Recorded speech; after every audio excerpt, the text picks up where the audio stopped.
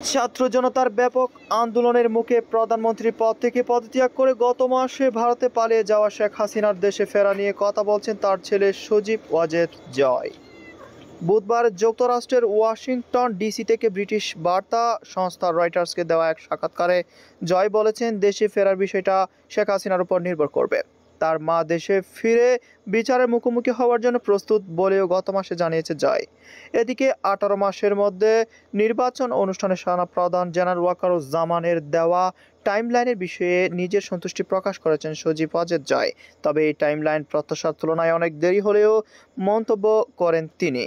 একই সঙ্গে জয় বলেছেন, বাংলাদেশ আওয়ামী লীগ ছাড়া দেশে প্রকৃত সংস্কার নির্বাচন অসম্ভব।